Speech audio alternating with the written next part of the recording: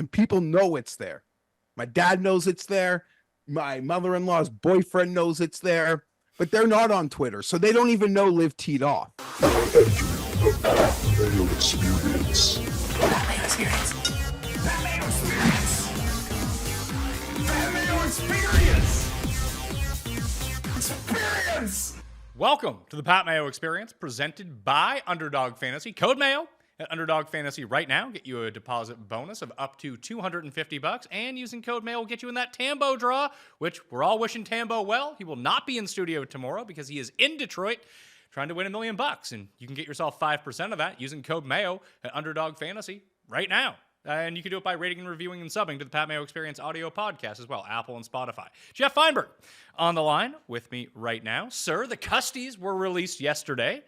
I know that you were pensive about them coming out, but congratulations. Yeah, I mean, thank you. I appreciate the win. I appreciate everyone that participated, a lot of people, anyone who watched it and enjoyed. But it just seems like Tim probably having a historically low vote total. He will now celebrate his lack of a majority. And, there's a lot of people who I feel like there's a lot of people with really good jobs in corporate America who have helped me with my campaign. And nice to say everyone is panicking with what the year ahead has for us. Because I won by such a small margin that I could be doomed. I don't know if I can win again. Maybe it just is Tim's time. We'll see. Well, he's got the entire football season to make up for it. But if you haven't checked out the Custys yet, go hit it up on the PME podcast feed or up on Mayo Media Network right now. Great reviews on the show. It was one of my favorite Custys ever.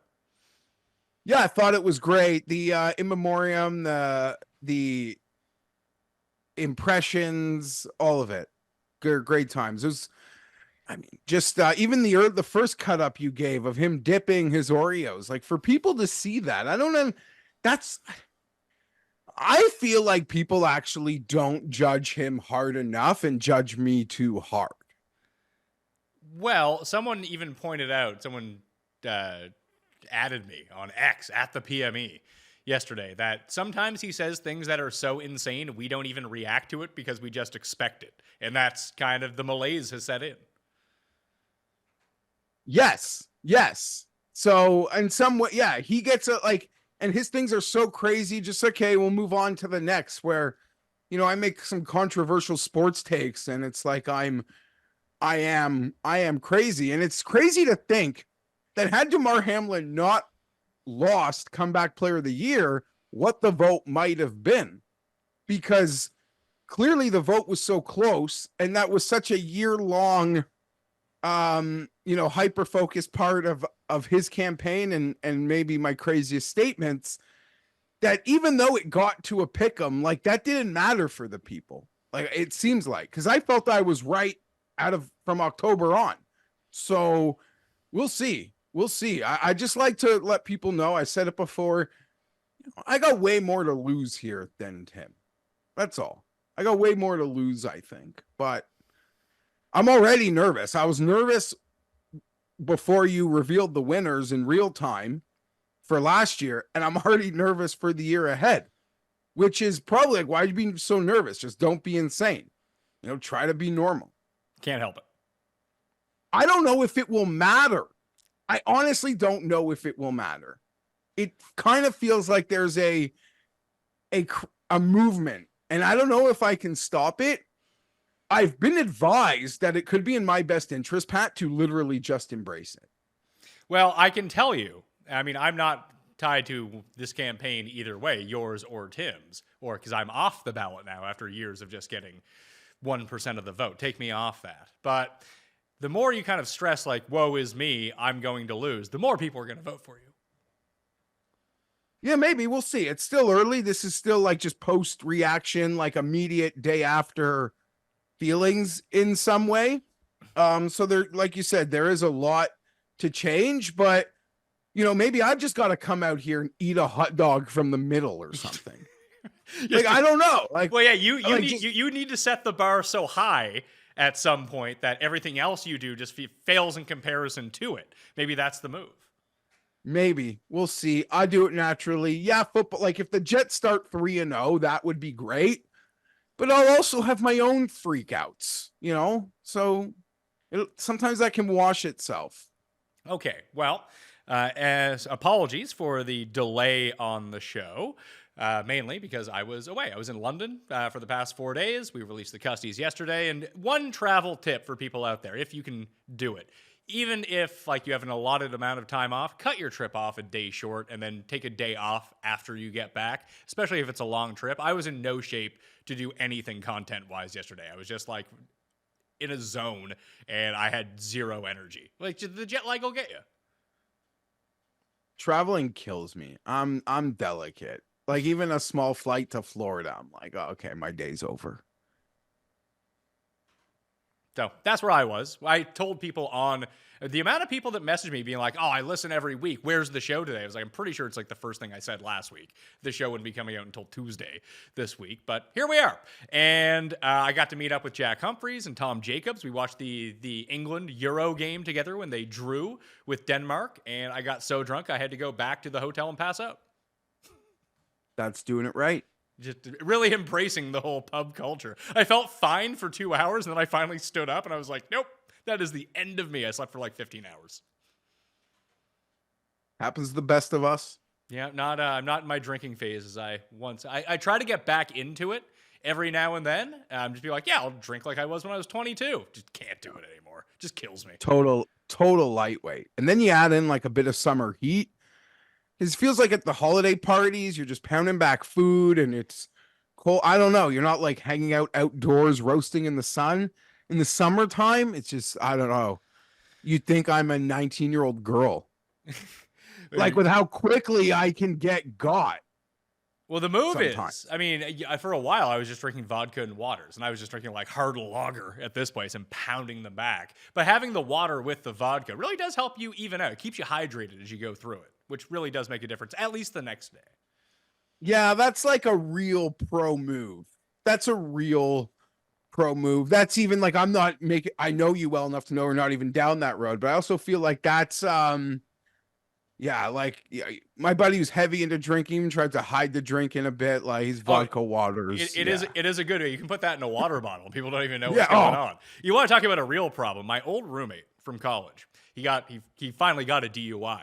But as it turns out, I didn't realize that this was happening. And he told me after the fact, he would be drinking beer while he was driving.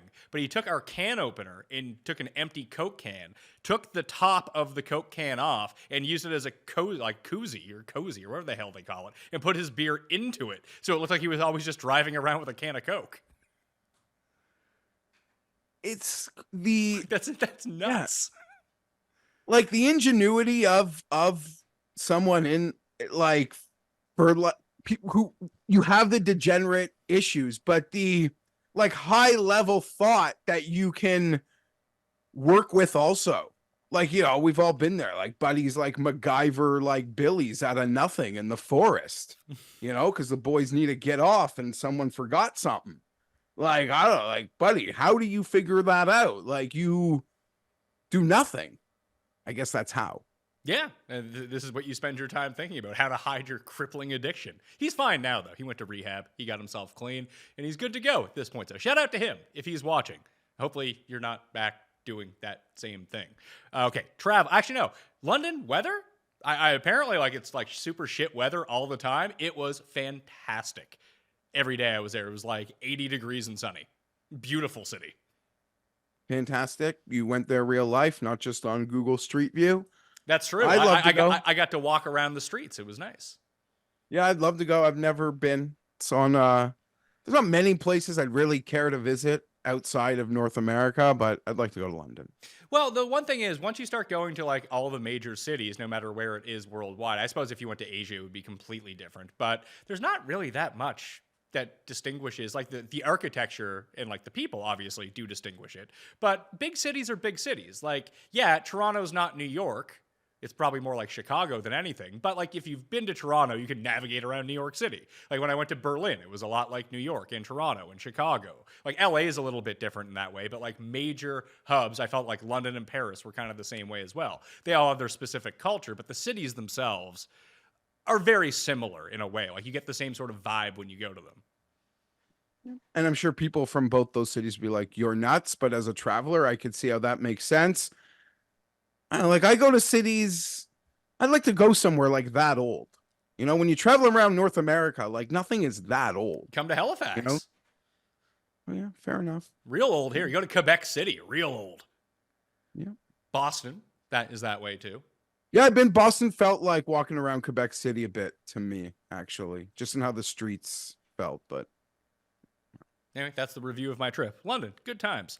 Let's talk about the Travelers, because I was able to consume this because they went out in threes, and by the time I got home, I was able to watch like the final, I don't know, like 12 or 13 holes. Sweating a Tom Kim ticket, then sweating a Tom Hoagie ticket out of nowhere. I was like, okay, maybe we got something brewing here. I had shout out to Brett, who the Wi-Fi on the plane back when I was coming, when the Dutch Open was going on, I had that Guido ticket, and I couldn't load the Bet365 app to get real-time shot tracker, and the European Tour website is so far behind, and the Wi-Fi was so bad I couldn't stream it to watch it. So he was like giving me updates of what was going on, because from like hole 17 on, I was like, oh man, Guido needs a birdie now to get into this playoff. And then he was giving me like shot by shot what the groupings were doing. So shout out to him. It was the most unique way to sweat something ever, and it really mitigated the damage of Tom Kim not winning the Travelers, was cashing that Guido ticket in the morning.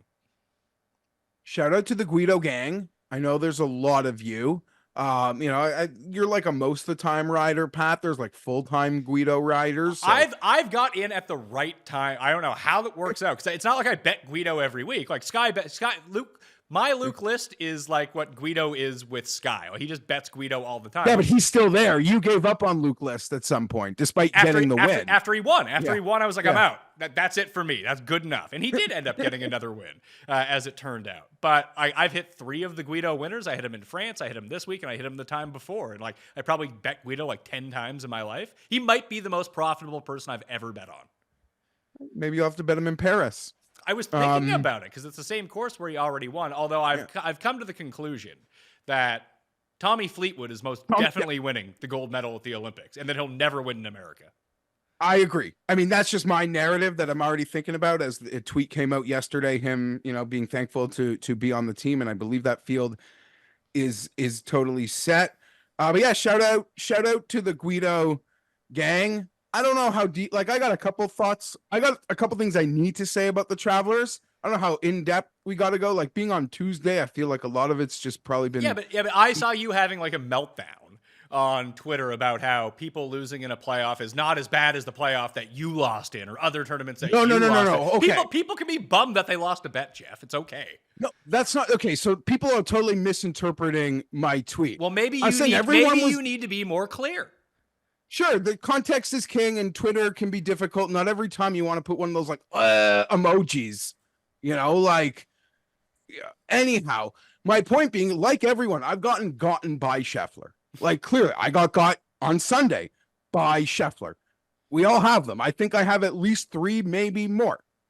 My point is, any bet you made this week, you knew that Scheffler's probably gonna get me. So when he gets you, it's like, oh. Fuck, Scheffler got me. The number 1 player in the world who is 3-1, taking away your bet is not the same as Ben Ann losing to a dead guy. Jesus Christ, Jeff. Or Cam Young losing to a bucket hat and a yellow ball. That's my point. When you replay the season, you're like, oh man, that Scheffler beat was horrible. No. It's going to be those other ones. Okay, that was just my point. You know, everyone's got their handful of Scheffler graveyard. But every bet you make when Scotty Scheffler's in the field, you're like, when you're hitting submit, you're like, I don't know if I should be doing this, but he is in God mode. So when God mode is activated, you can be like, oh, like that's all. Like I wasn't saying that those weren't like, I was just like, when you look back on the season, getting got by Scheffler at the line. Try getting got by Malnati. It was Tom Kim's to lose. Like the putting down the stretch. I mean, the egregious 3-putt, leaving it short after Scheffler did. I think it was on 16. Just yeah, you kind of felt it. I mean, I probably should have hedged when it got to the playoff, but I had the each way at the 55-1. That was really nice. Hoagie hit his top 5 as well for 20-1. So it was a fantastic week. Power hit his top 20 on the number. So everything kind of broke my way until the playoff, and that was going to be it. This is going to be the 9th week in a row Tom Kim plays. Good for him. Young guy, got nothing better to do. Okay, so Tom Kim 3-putted from like 14 feet twice on the weekend. I've done that. Yeah. Consecutive holes, I've done that. Yeah, so I'm just like, and it's like off my Rory last week, this week. So I'm feeling like, just I should be seeing it clearly, but I'm not really trusting myself now. Just put that out there, but I don't know if I ever trust myself, to be perfectly honest. But my 2 notes that I want to talk about on the Travelers, first being, well, I guess we'll just do it when we get to the next one. I don't know that it's been talked about enough. Credit to Tesori for, when that incident, we'll call it an incident. Your guys, the protesters. My guys. My guys. You hate big oil, so that's, I just assumed you were funding that entire thing. You were the George Soros of that. Never. I'll tell you what you do not do. What you do not do. You do not fuck with someone's children. You do not fuck with someone trying to get to the airport. You do not fuck with someone trying to get to the airport. That is like that. I might have. I don't agree. Like when they vandalize like historic things or paintings, I think they should be sent into a hole in the bottom of the earth. But when you prevent people from getting to a flight, death. 18th hole incident, somewhere between the hole in the ground and death. Anyhow, great. You saw Tesori, just keeping Tom Kim laughing. I'm sure they were telling Scheffler jokes, easy stuff. Tommy hits the putt. That's great. But what fucked us, Pat? Those protesters, what they did is they made us change locations. Pin locations. Okay. And how many times? I listen, I'm not here for this, because I heard that too. It's like, well, Tom Kim got fucked up because the pin, he knew where the fucking pin was. They went and looked at it. I know he looked at it, but let me make this point. Every time we go to the playoff on the same hole and the guy like flags it on the previous exact hole on like 18, it's like a comfort zone. He has the shot, just the feel of the shot. It was just a different shot. The shot on the previous pin he had it, and he would have hit it again. I'm not even saying he would have won, but this was just a new shot. It was a different club. That was an advantage negated for Tom Kim. That's all I'm saying. You could say that doesn't mean anything. Like every time we're in a playoff and a guy just flagged it on 18 to get into the playoff, they make note of that being a thing. So he hit the great drive again, same shot. He would have flagged it again. This was a new shot. He delicated it. Even, our friends who work at CBS who are in the fairway said to me they thought, a lot of like groaning behind, wasn't sure if that would have been enough. And it wasn't enough. And he got the worst outcome of it. So that sucks. And I don't even care about the money, but I had to pay a $5,000 surgery for a dog this week. So I'm really would have liked my guys to hit 3-foot putts. Well, yeah. That's all. There was plenty of people out there with Akshay tickets as well who just kind of melted down the stretch. It was nice to see him involved in a big tournament, though, like this, coming down to the wire. He's had a few of those so far this year. So I'm excited for what Akshay might be able to do. President's Cup? Is he on the team? I don't know, man. Him and Sahith, let's turn this thing over. I would love to see Akshay on the team. That'd be awesome. Yeah. But I don't know. I think they'll take Jordan and JT, though. Probably, but we'll see.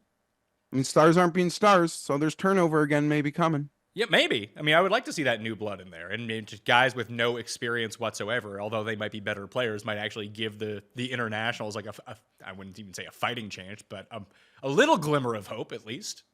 No, but what you would get from first timers, Pat, is like, and this is obviously like it's big and they wouldn't want to lose, and the embarrassment of losing to internationals would be bad. but your JTs and Jordans probably jaded. It's like the President's Cup. It's like the B event. You know, if it's a first timer, they I don't know. There's like more juice. There's more juice in it, I feel like, for them. Because I don't think you can deny the President's Cup is a B to someone who's been in like 4 President's Cups, 4 Ryder Cups.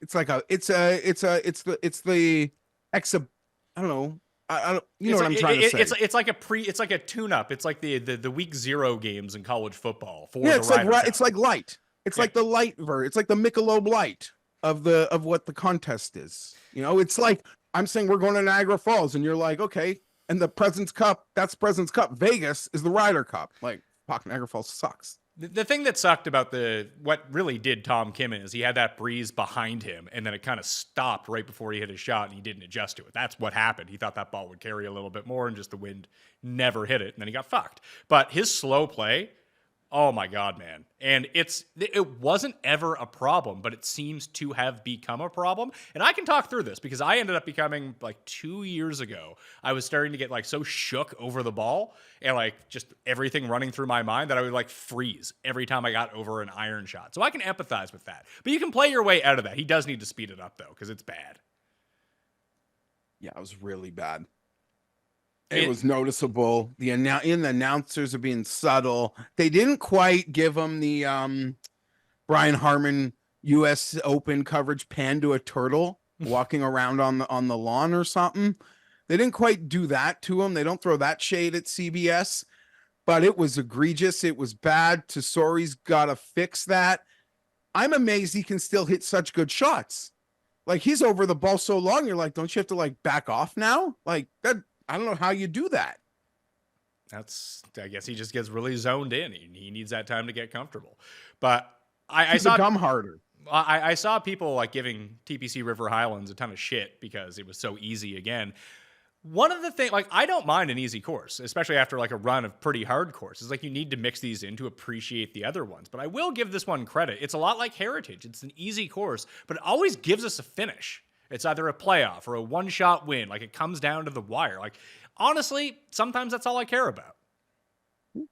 That's good. But the elevated events in theory will also do that. And you could tell almost, you know, well, I think I messaged whether it was our group chat or another, like, you know, well, this annoying, I don't like the elevated events. You can tell very quickly into them that they're going to deliver at Sunday at 4:00. You know, when it's ratings time, when it's money time. And that clearly happened again. Course got a punch. Like a drivable par 4, you got to be able to make a bogey there. Like a bogey, like that's all. Like it's got to be able to throw a punch. People like to cheer for golf courses. There are very few people, Pat, who actually cheer for a specific golfer in the post-Tiger Woods world. Most people don't have bets, don't have fucking lineups, do not give a fuck who wins the golf tournaments. In some ways, a lot of these people, whether they know it or not, are actually cheering for the golf course. It's a long season. They could do whatever the fuck they want with so many of these events. Okay? 4-day, 72-hole stroke play is probably the most boring format in all of sport. I know Gambler doesn't like when they change it up because they can't model it, or DFS Bro because they can't model it, but they absolutely should just change shit up. I mean, like, and now that's not so much on the River Highlands. As to River Highlands, when you go from the U.S. Open to the River Highlands, it's like watching the best mountain climber in the world scale my kid's jungle gym out here. I do think it's one of the better crowds of the year, so that really helps out the venue. And they do the best job of anyone on tour. When there's like a player survey, best events, family, facilities, this thing wins. So the players love it, and the tour loves it because the players love it, and Travelers is an important partner. And let me say this, because there's some Yukon hardos that come at me when I tweeted that it's like a jungle gym. It's beautiful. To be able to play that place, it must be stunning. On TV, it looks absolutely gorgeous. The facilities on grounds, I have no doubt, are some of the best, in the region.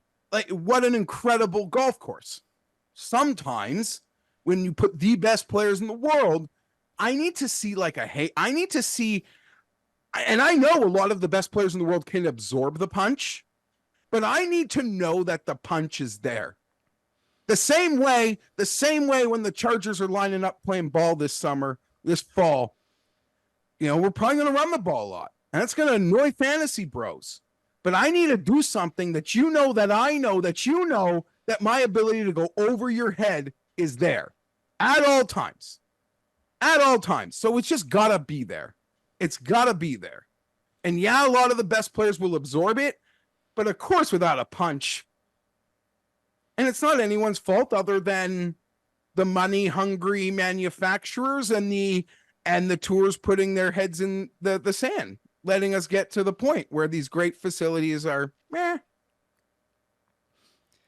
Did you watch any LIV? Because the crowds in Nashville were great.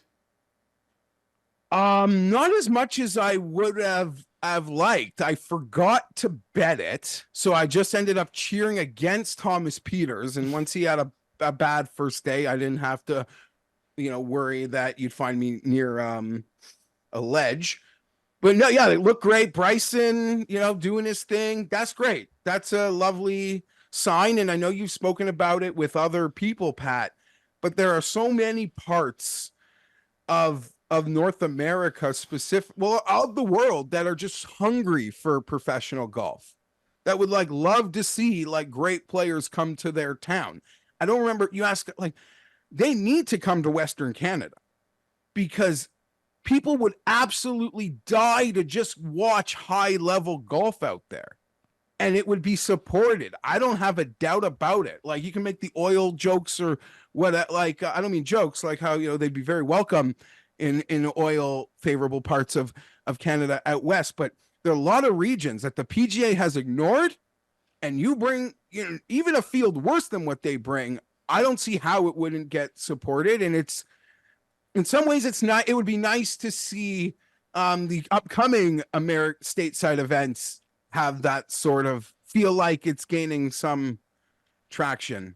I don't know if it's good or bad in the end for a merger, but we'll see. The only thing that LIV needs from you, a merger can just be they have events where they crisscross together. That's fine, and keep them as two separate entities. But LIV is, at least in North America, I don't know how it is the rest of the world. I can't really speak to that. But without a major TV deal, it's almost like it's not happening when it's on. Yeah, especially if you're not on the internet. I'm on the internet all the time, and I legit forget that it's happening until well into the round. I'm like, oh, fuck, yeah, I forgot this is on. If it was just randomly on, I don't know, Fox Sports or something, oh, yeah, there it is. I'll watch that. If it was on my guide, I would remember it easier. And I guess, I get that the schedule is much more friendly, and it's a shorter, condensed amount of time because the rounds only take 4.5, 5 hours, whatever it might be, instead of all day. But there is something to the PGA being on every single week that you don't forget about it ever. And that's why the PGA will tell you this week, you don't like this field, John Deere, you think it sucks somewhere in the summer, you don't want to watch. Literally, the PGA's response to you would be like, don't watch. It's okay. We run every single week. We run the circus. We're Monday Night Raw. You're allowed to not watch bad events. That would literally be the PGA's response. We get it. We play a lot. But what they do have is they're 60 Minutes, Pat. It's just it's the evening news. It's just there. And people know it's there. My dad knows it's there. My mother-in-law's boyfriend knows it's there. But they're not on Twitter. So they don't even know LIV teed off, is kind of my point.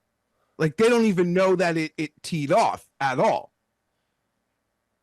I'm with you. I think that's a huge thing holding it back at the moment. Did you see Vincenzi's tweet that blew up? I'm happy you brought that up. It's telling me that my power source is low. I gotta just make sure I'm plugged in, but I can hear you. Bad power. You go plug that in. We'll take a break and come right back. The Pat Mayo Experience is sponsored by BetterHelp. Sometimes you need to get something off your chest. Lord knows I do. And one of the biggest things that can cause is big stressors in our life. Whether they're big or they're small, bottling it all up can really start to affect us very negatively. And therapy is a safe space to get things off your chest and figure out how to work through whatever's weighing you down. And it's helpful for learning positive coping skills and how to set boundaries and really start to affect your life in a positive way. And it might even be some stuff that you're not even really thinking about that you can unlock and really start to improve your life for the better. So if you're thinking about starting therapy, give BetterHelp a try. It's entirely online, designed to be convenient, flexible, and suited to your schedule. Just fill out a brief questionnaire to get matched with a licensed therapist and switch therapists at any time for no additional charge if you're not liking it. So, get it off your chest with BetterHelp. Visit betterhelp.com/PatMayo today and get 10% off your first month. That's BetterHelp, HELP.com/PatMayo. Yeah, I thought it was great. And I thought it was a really fascinating conversation. And a lot of people had replies. I saw it in the morning and obviously got a lot of traction. And I don't think there was much. I agreed with what he said, but mainly it's something that a lot of us have been saying all year. Like, Scheffler has been amazing, and it's not to take anything away from him at all. The stars have not been stars. Everyone essentially has regressed. Even the highest paid golfer in the world this year feels like he's regressed. Jon Rahm, even on that tour, feels like there's regression. So no one has lived up to the bill. I mean, you could say Xander's been Xander. That's fair. But Ludwig being the third most reliable player on the PGA Tour, arguably 3.5, I would argue was more an indictment on the state of the other PGA Tour stars than it is on Ludwig, who we all agree is the best and will be amazing, likely. So even when Scheffler's not playing his best, there's no one wants to bite. No one's there. So yeah, I don't have much to disagree with. And I went and spent some daddy-daughter time last night and came back and saw it got even more viral. And Byron made a video response, which I thought was very articulate. And I found it so fascinating. And you totally see the other, it's just a very interesting conversation to be had. And I thought a lot of people, I know, Matt gets a lot of it from both sides, but I think for the most part, a lot of the responses were very, good discourse. And it's what's good about Twitter is that we're like-minded. We love something. We're we love something. And while we might disagree, it's good to have, people who, like the same things, and there's good discourse. And I really enjoyed that. And I said a lot of words, so you could just break down what you actually think factually about it. But I loved the discourse. Yeah, I think that people, when they were nitpicking it, because I saw Shane Ryan tweet about it as well, he's misinterpreting what strokes gained are. That wasn't the point of the tweet. The point was that he's just playing against lesser fields. And you can make the very simple argument that Tiger kind of did the same thing as well in the early 2000s because the level of competition just wasn't as good as it was right now. We didn't have the wealth of really good players, so you could nitpick it that way too. You could always nitpick anything, but I do agree with him. There's just a lot of great players on LIV right now, and it is watering down even the elevated events right now. And when the stars aren't playing well, your JTs, your Spieths, your Finaus, whoever it might be. Victor, yeah. Well, and then he put out his top 35. So we probably need to redo the remember when I did the rankings right before the Masters? We'll probably reassess that after the Open Championship. Maybe me, you, and Matt will get together and really try to hammer out a top 30 or top 50, whatever it might be. We'll do a 2-part episode, in the dog days of summer for people to enjoy. But just even to look at, because he released a list of his top 35 off the top of his head. I think he has Gooch too high, but that's nitpicky when you're at number 35. He did that. He was, I think, put in a corner to do something. He did that quickly, and he probably regrets posting that list as quickly as we'd all make mistakes doing that. And, whatever, but it's all for interpretation. And I'm sort of an apologist on seeing when someone requested that list, and by how quickly he put it out, I'm a bit of an apologist I'll be an apologist for him for some of the mistakes. I do agree. If Corey Connors was on LIV, he'd be as good as Answer or better. I don't have any doubts. Well, I don't know about that, because Answer was better than Connors when he left. Sure. Just guys of Connor's talent level, if we drop them on LIV, the whole stack of them, I think they'd be just as good on LIV or better than Casey, Burmeister, answer, read. Like that's just my opinion. But it's hard to. It's still really hard to grasp what is worth what, in my opinion. Yeah, because the big thing is he had Rom at number 4, and I would probably still have Rom inside the top 5 as well, because I just figure he's gonna get through this. We know the talent, but it's a lot like how I had a lot of difficulty ranking Victor back in March or April whenever I did that list, because he was the best player in the world for 6 months, and he kind of sucked for 3 months. Like, what do you do? Like, guys go through bad spells. I think because Scotty is playing so well right now that we kind of forget that, and that's always been Rory's biggest trump card over this time, is that for the past 15 years, he's just been awesome every year. Like, he very rarely, like, he might not win 7 times in a year, but very rarely do you look at it and just go, man, Rory sucks right now. Like, Rory sucking means he came second at a major. Yeah, and there's a curve. We hold Rory to a different curve. Like, the second, third places, fourth places, like, they stick in our mind, but he finished 30th. We would probably, if he finished 30th between his wins, we would probably give him more respect not more respect, but they just hit differently. He's graded on a different curve. But the one thing I do want to combat at comparing this to the Tiger era, which is true. I don't believe in the Tiger era in the preseason debates, shows, us discussing what could be happening in the year ahead or years ahead. Were we discussing the level of parity? Like, we knew Tiger was head and shoulders above. I'm sure people tried to lift other guys up, find a heel, almost like and everyone played their role in it, from VJ to Phil. Sergio. It's almost like how Vince McMahon needed to have a wheel of heels for Hogan in an era. Like, it was almost like we just interchangeable guys who for a moment can come and battle Hogan at the Rumble, Tiger at the Masters. So, Rocco. Do you think that VJ and Chris DeMarco are the Earthquake and King Kong Bundy of their eras? Sure. I mean, VJ might have been. I don't know. Well, VJ was like Warrior, because VJ was awesome for like 4 years. He was basically doing what Scheffler's doing right now. It's true. VJ being Warrior's probably, because it was like a shooting star, but he got at moments you're like, he's better than Hogan, better than Tiger.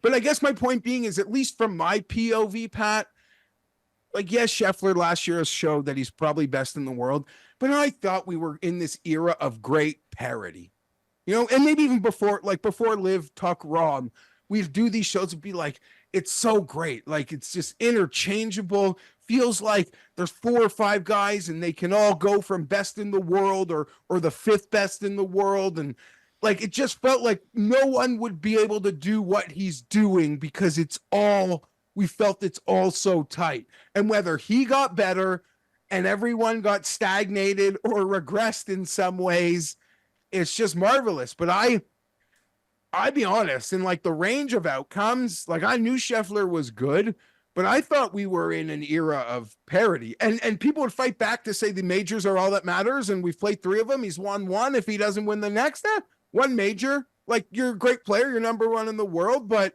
that doesn't mean you crushed it. But yeah, on the PGA, like, it's been God mode. And I don't know about you, I feel this is important to say. When you had Tom Kim and they were tied, I had Tom Kim. I've had bets that went against DJ, that went against Day, that went against Spieth. You're like, they'll just be an up and down he can't make. That went against Rom. I didn't feel like I was straight drawing dead. And this year, Scheffler has clipped some of my bets, at the line or something. But when you're actually tied on like the back 9 and you feel like you have no chance, I say it a lot, Pat, and we're a few weeks before he plays again. I'm probably too stubborn to change. But when I feel that way, how can I not change? Like, how do I not attach an each way to that Tom Kim size wager, like of 55-1? That's what because I felt like I had no chance, despite actually having a chance, because I missed the 3-footers. I missed that putt on 16. I had a chance to beat Scotty Scheffler, but in my head, I feel like I have no chance. Well, a big thing too that we're seeing with a lot of these guys coming down the stretch when Scheffler's involved is they start throwing up all over themselves. Like, they just, Cam Young was there, and then, I mean, that's not new for Cam Young. Then he went away. Finau, the moment he sniffs the lead, he's in the water. Just everyone besides Tom, and even Tom Kim, like, he made his bad shots, but still ended up getting there in terms of the playoff. But even he, just like, they don't bring their best stuff when Scheffler is involved. And that's the first time, and it's not even this tournament. We've seen it at a few tournaments now. Even Morikawa, like when he sniffed the lead at Memorial, the moment he got there, it was just like it all came crashing down with him, where that doesn't happen to Scheffler. That is the most Tiger thing that I can think of. It's nowhere near that level as of yet, where guys just completely wilt when you're in a group with them. But we're starting to see that with guys on the leaderboard. Once they sense that he's there, it's like they feel like they need to be perfect in order to beat them, and then their game just goes haywire. I guess, but in some ways they should feel like he's there from go. I was gonna save it for the Cam Young in the Rocket, but the guy shot a 59. He still went full Cam Young in a 59. I mean, I recall Scheffler doing that too. Scheffler shot a 59 at TPC Boston, and then DJ beat him by 13 strokes or something.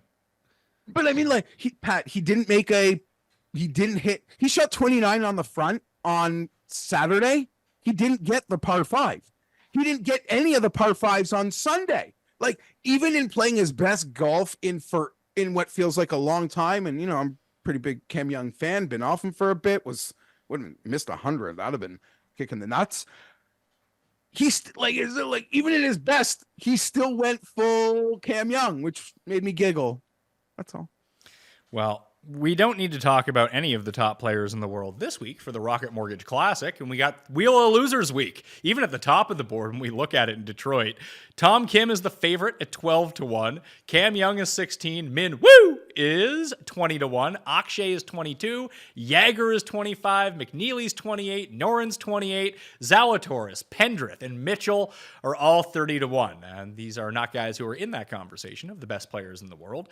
There's many ways that you can attack this course. And one of the big things that, I mean, getting away this week and even yesterday, like, I really tried to stay out of the fray. I did the research show like a week ago and released it on Saturday this week. So obviously I'm into the tournament. I know what I'm looking for this week, but I've really tried to stay away from it. And this worked one of two ways. So I haven't made a bet so far this week. So I'm trying to see like what the odds board is shaking out. Not much has really moved at all. And I wrote down a name of like guys I'm considering betting. There's like 30 guys. So I need you to help me disseminate who's who this week when it comes down to it. But the funny thing about like taking a break from the internet that I would like periodically check in. And the first thing that I saw, it must have been on Thursday or Friday. When was the Hawk Tua thing? When did that come out? Yeah, Thursday maybe. It might have hit Thursday, but by the weekend it was viral, or by Thursday it started to get viral. Yeah. So it's funny, if you're not like constantly online, I just kept seeing pictures of AJ Hawk and Tua pop up on my feed. Like, it was the first thing I saw. I was like, I don't know what the fuck is going on. Like, how far out of the loop am I on this? Then I like had to like actively go look into it to figure out what was going on. I kind of feel like that this week with Detroit. Like, it's not that I'm out of the loop. I've been paying attention, but I look at the top of this board, like, in no way that I'm going to bet Tom Kim at 12-1. That's not happening. In no way that I'm going to bet Cameron Young at 16-1. That's not happening. I'm not betting Min Woo at 20 or Akshay at 22 or Jaeger at 25. So what do I do with this week?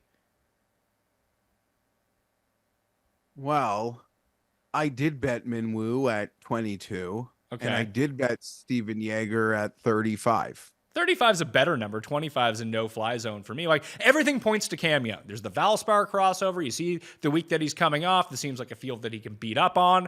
But I kind of have the 40-1 range on Cam Young. When he's below 40-1, I don't bet him. When he's over, yeah, I'll give him a shot. Then, we're in kind of YOLO zone, but I just can't do it at this price. Like, who is he going to get run down by this week?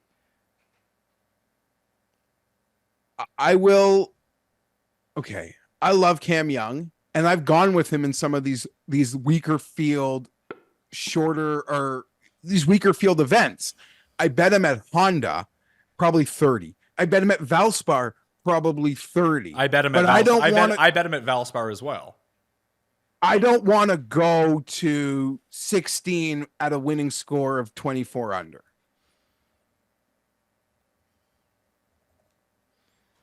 That's okay. Like, right? I don't. I'm with you. When he finally plays his best, it's going to be like Finau. He will win elevated. He will win a FedEx Cup event. Maybe like crazy to say, I don't like a major, but like when he's on, he will win. It almost doesn't feel like, well, minus Scheffler, it almost doesn't feel like it matters what the event is. I don't need a swing at this. If he does it, if he's going to hit the putts to do this, he can do it. But even while he was in the midst of his hottest golf ever, chipping in, hitting long range putts, he was still missing 3 and 7 footers. As someone who was tracking those great rounds and his progress on the weekend. So like he's going to come here and win the putt off. Like haven't all the winners here, didn't even last week putt average. Cam Young? He didn't even spike putting last week. Let's take a look here. Where did Cam Young came 9th? Yeah, he was dead even for the week. 0 strokes gained putting. So 0's not going to win you this week putting. No, it's not. So that would be my fight, and I love him. And if he wins, it's good for him. And I joked with some people on the internet that I just want to see him smile. And during that 59, you saw him smiling. And I'm silly enough to think that's a great sign. I mean, obviously he's now feeling good again, but this number, Min-Woo Lee, driver, putter. That's why I made that decision. Yeah. And Min-Woo Lee has won all over the world, except on the PGA Tour, granted, at winning scores of like 20 under or better. I don't think he's ever won a professional tournament at a score below 20 under. So that's why I feel comfortable backing him. And I've probably backed Min-Woo at slightly stronger fields at like 30-1. So I actually feel like for me and someone that's kind of tracked him number wise, I got to take it. I'm taking it. So the two that leapt out to me, and I don't even like it all that much, because you said there's the bomb and gouge and putting aspect, but you can pull a Hadwin or a Morikawa or Fowler from last year. Like there's many ways to get at this course. You just have to be playing well and make your putts coming in. So the two that I was looking at, one I know can do that, and the other one he has no chance to do that. But Keith Mitchell still continues to play good golf. He's at 30-1. He played really well at Valspar until the final round. And the other one was McNeely. You know McNeely can make the putts. You know he can drive it. If you get anything in between, which he has been doing lately, I just don't know if I can get there at this number. It seems so low. Okay, so apparently he opened 40, 45.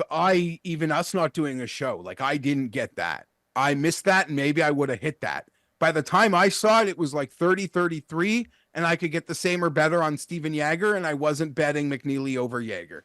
But I get why everything could kind of point to McNeely. He's probably the best putter in this field. He could maybe win this thing with the putter. I don't know. I don't know if he's got that dog, I guess, but you got to, no one has the dog until they win, and then we'll be like, you got the dog. So maybe he's got it.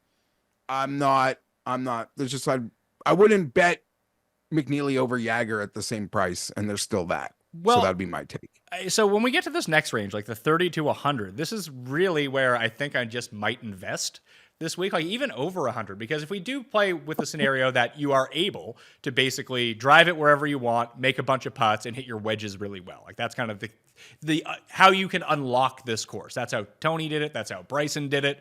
We've seen Pendrith play well here over the years. That's how Cam Davis did it as well when he ended up winning. That I take a look at like everything you just said about Min-Woo. I think you can almost 1v1 apply to Ryan Fox, who's playing better right now. I don't mind that. I haven't bet that, but 55-1. The fact that Scheffler's not here, it could enhance it, win only. I'd probably do that if Scheffler was here because I'm an idiot. That's one that I could get. I think I could get it like at 60. I like that one. Makes a lot of sense. He's been playing well. He kind of rides his form. Peppering the middle, he'd be a guy I'd absolutely would have on my card.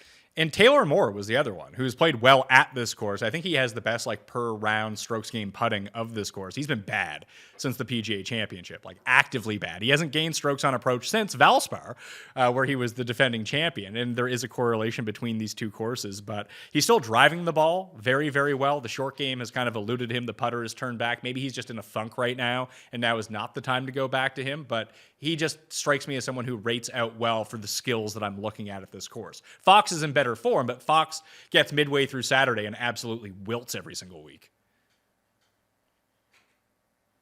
Yeah, I mean, Moore crushes it off the tee. He's good enough with the putter. He can spike it. You peppering the middle. That's a guy. Can I give you another guy if the cards pepper in the middle? Oh, sure. I think- I got more guys in this range too. Yeah, so there's one that I've actually bet, and it's probably going to be a bit boomer bust. But you know me, I'm a sucker for the talent play, and it's probably not who you're thinking, because not the kid, it's another one. It's Højgaard, right? It's Højgaard. Yeah, of course. It should be. That was the next guy I was going to name.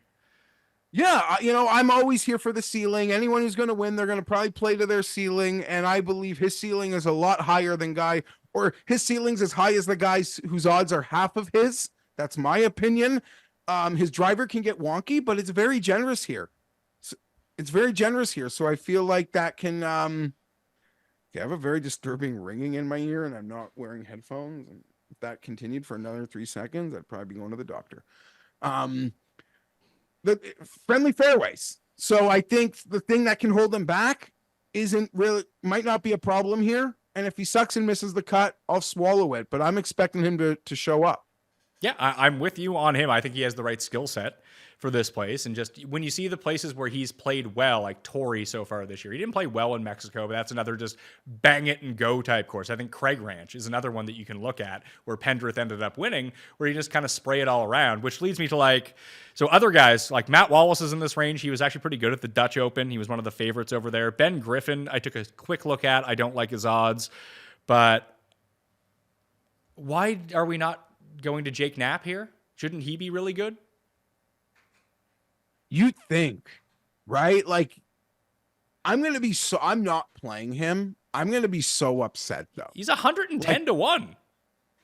I know. There was another event recently where it felt like it was the same setup. He didn't win, but there was a moment in it. It was Craig Ranch when Pendrith won. He came second.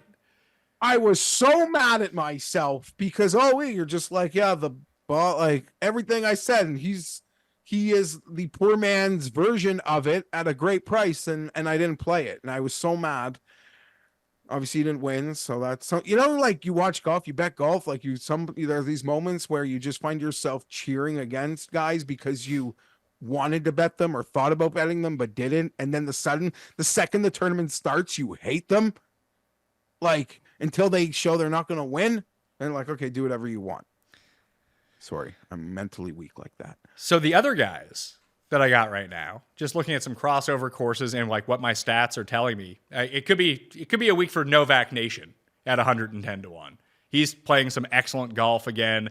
He's rounding into form. The putting has been very poor for him in Detroit over the years. Chandler Phillips is another one whose game is starting to come back again. Would he come fourth at Valspar earlier this year? The approach game has been very good. The short putting has been really good if you can pile up these greens in regulation. And you had mentioned it to me earlier in the week, which one are we betting? But I think at 200 to 1, we need to give a real look to Pearson Coody.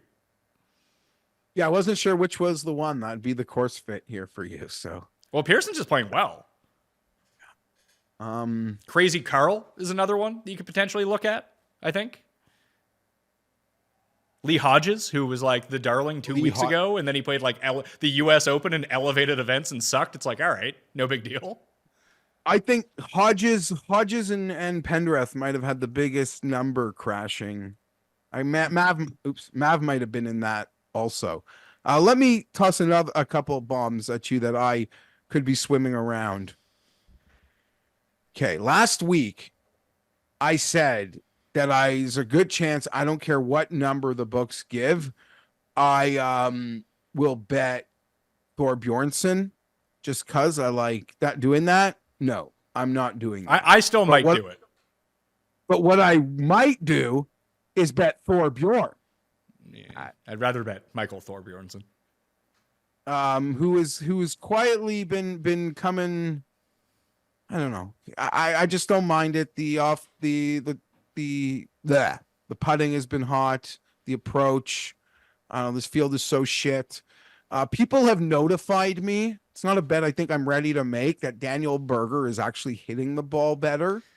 Yes. I don't know the last time he putted decent, but might have been 2 years ago.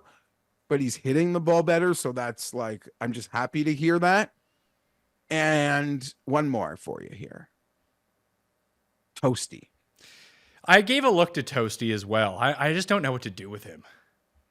He's a tough one, and can you trust him to actually win? Maybe not. Can you trust him to make the putts? Eh, but I don't know. He seems to fit with a lot of the players that I want to be investing in this week. I might also be out of units by the time you get 100, because I do like Ryan Fox, and you also mentioned Matt Wallace, who could be guys shorter that I just might, even if guys at 100, you might tell me I have just as good of a chance to win. I don't know. There's something about those two that I think I might need to just pivot to. Yeah, I mean, I wish Chan Kim was in better form because I think that like his profile rates out really well for here. So I think that's the way of Mac Messiner. I mean, the Oilers just lost the cup, so you could bet Mark Messier this week in a rebound. See how he does with that. He is, 11th off the tee, 4th in opportunities gained, good with his wedges. Like, that's a range that you can look at here as well. Like, I think that I'm probably just...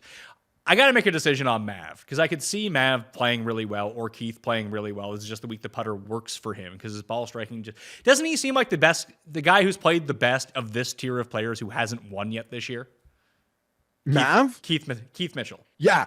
Statistically, he must be top 3 in everyone's model. He's just hitting the ball gorgeous. I don't trust him. I'll bet my own loser, I think. I mean, we didn't bring up Noren, who has a great course history here.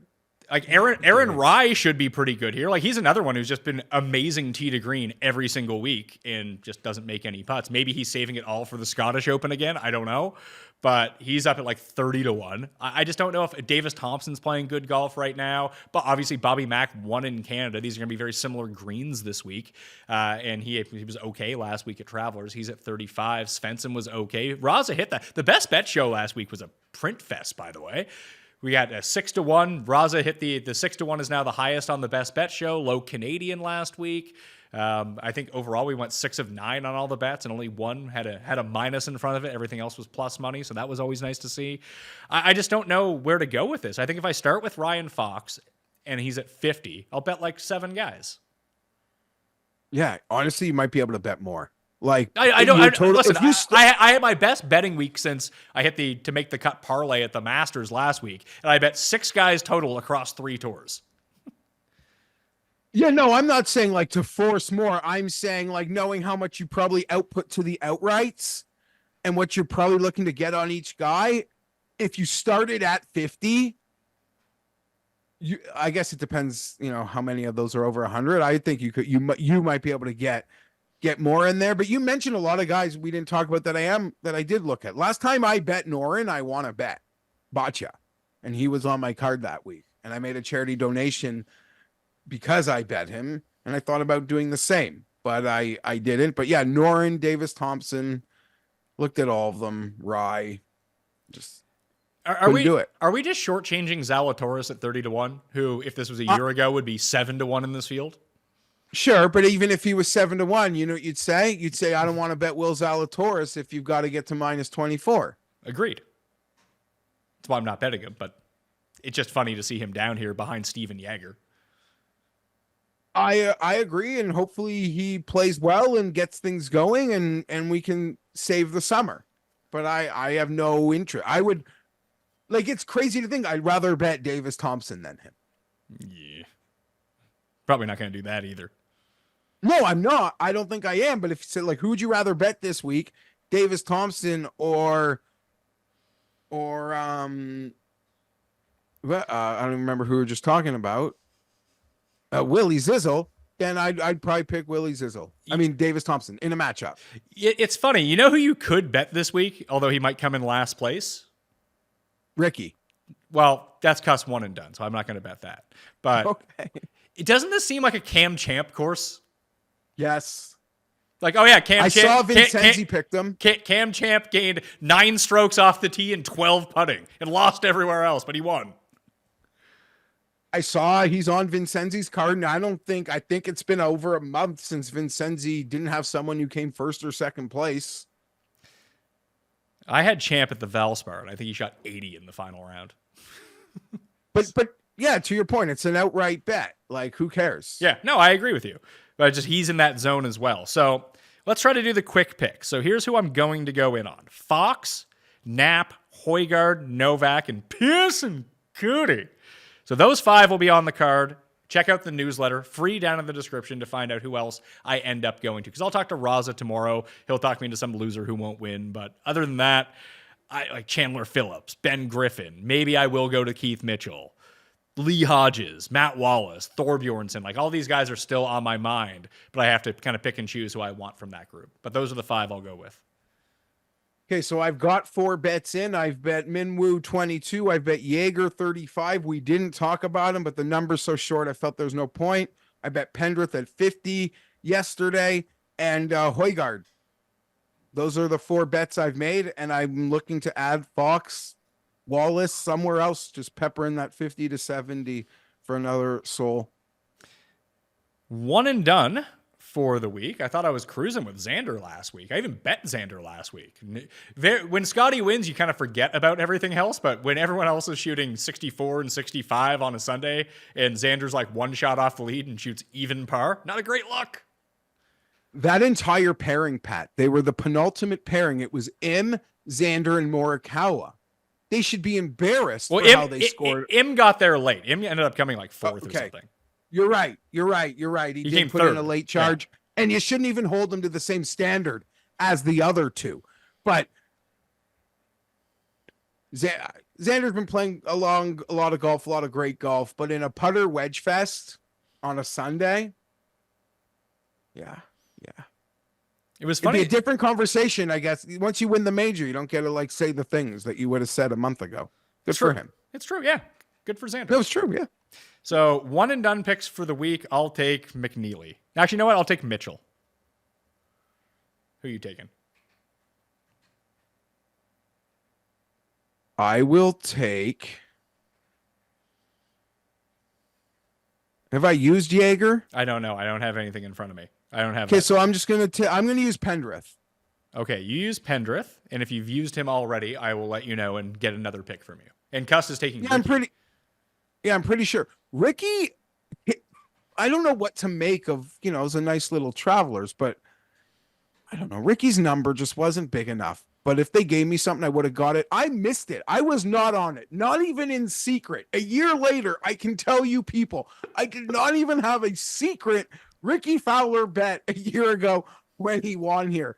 After all that time, I didn't want to play it at 18 or 20 to 1. Whatever you did. Yeah, everyone bet it. I was happy. It'll be the same when like Fleetwood wins or something. I hope. Yeah, but you'll always have a secret bet on Fleetwood. It'd be like if Finau won an event. We know you have money on it. No, that is not true. Like 2 years ago, that would have been true. Fleetwood, yes, that is true.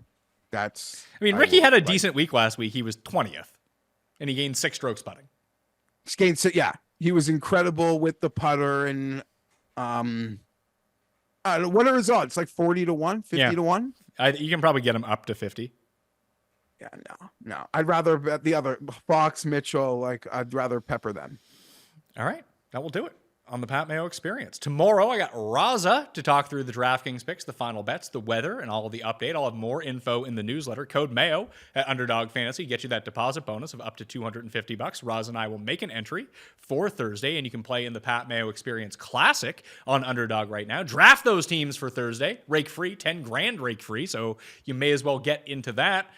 It's a fun way. I'm excited. I'm not super excited for the Detroit John Deere stretch, but it is nice to pump the brakes a little bit and have some more fun with this. Yeah, no, it was well needed. This other ecosystem of the tour is after that run of Elevated, it's good to see. And I know there's a bit of debate, like which betting board do you like better? I just like there's opportunity here. The Elevate, forgetting Scotty for a second, the Elevated's majors, like they're easier to call because you feel like you're in a pigeonhole of who can actually win. Here, I don't know, anything. And there's opportunity, and I'm looking forward to seeing some of my internet friends show off big winning tickets. I'll show off a second place. Let's do it. Paul, who did Tom and Sky go to for the Italian Open? Do you remember? Matthew Jordan, they both liked. Okay. At like 33 to 1. Okay. There was a bunch. All right. Some guy like Nicolo Galletti at 500 to 1. Galletti, okay. Oh, They run through their picks at the end of the episode, which is up on Mayo Media Network in the last like 3 or 4 minutes. There we go. Pat, And, yes. Pat, did you, because you were off the internet yesterday for a lot of it, did you see the guy who qualified? For what? Oh, the Monday qualifier. I don't even know the name. He's never played in a PGA Tour sanctioned event. He works at Golf Galaxy. He posted, I think, a 65 early. People were like, this will probably get you in a playoff. It was a 4 for 5 playoff. He pounded 3 beers before the playoff and he got in. Nice. And Kevin Kitts, it's been a great story. The Monday qualify, Ryan French on Twitter has been all over it, clearly. I think he was even on the grounds with them, like filming him drinking the beers and chatting with him. And Kisner like tweeted last night, pair him with me, let's go. So what an incredible story. It's one of the, like, golf is just so, you know, for all like the annoyances of the blend of pro and amateur, and you get like, you know, there's at moments you get beauty, like true beauty. What a great story. Oh, and I will say, I said that Keith Mitchell's probably been the best player this year who hasn't won from this level. The answer is actually Tom Hoagie. He's played the best this year and hasn't won. Yeah. Of this level. Noren too, but I'd argue those two have played better than Noren. They have played better than Noren. Yeah. And they've done it in bigger events too, which is weird. I guess not Mitchell. Hoagie has, though. Hoagie's shown up in the elevated events, weirdly enough. If Min Woo played last week, he'd be shorter than Cam Young. I mean, if he finished better than Cam Young, sure.